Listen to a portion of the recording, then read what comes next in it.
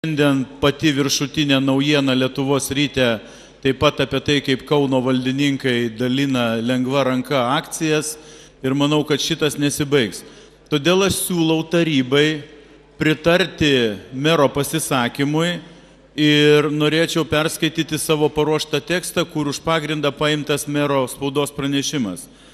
Tai Kauno miesto taryba smerkia Lietuvos ryto žaidėjų pareiškimus, kurie neabejotinai žemina kauniečių garbę ir orumą, taip pat kenkia Kauno miesto ir Žalgirio klubo įvaizdžiui.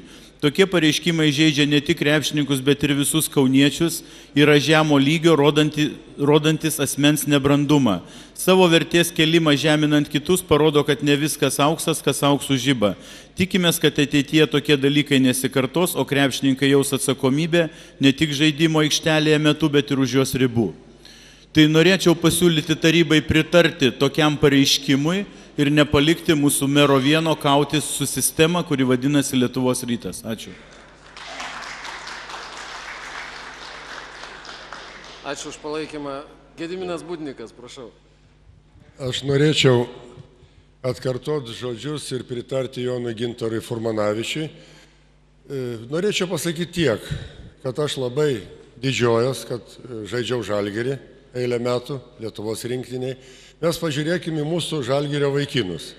Nuo senų laikų, aš juos pamenu nuo Lauritėno, Stumbrio ir kitų laikų, visą laiką buvo kultūringi, visą laiką, po nosiai gal ir susikeikdavo, bet dabar, sakyčiau, žalgiriečiai šių metų, mūsų jauna komanda, tikrai yra labai kultūringa, inteligentiška komanda ir pats žaidimo stilius neviršyje, vadinkim, etikos ir kitų normų.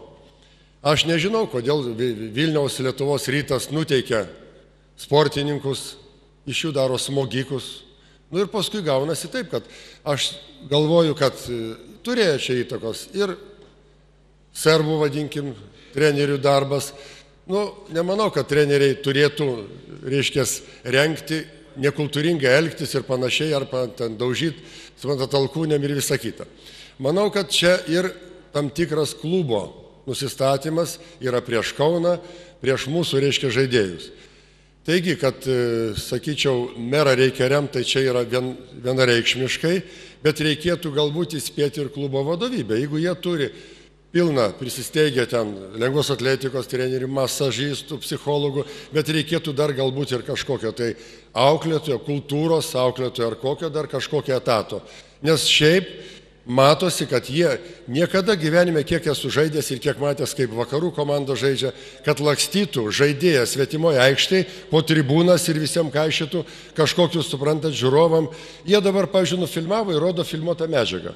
Tai yra jų filmuota. Jie atvažiavo nusifilmuoti savo pergalės.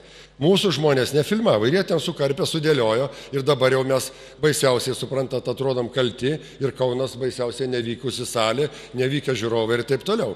Reikia duoti atkirtį, šitaip mes negalim tikrai elgtis. Ačiū. Pritariu ir kolegos, šiandien vyks Lietuvos krepšinio lygos sezono uždarimas 19 val. Rival Hotel Lietuva Vilniuje. Kiek žinau, važiuoja keli mūsų tarybos nariai, tai aš manau irgi bus proga atitinkamą poziciją taip pat išdėstyti.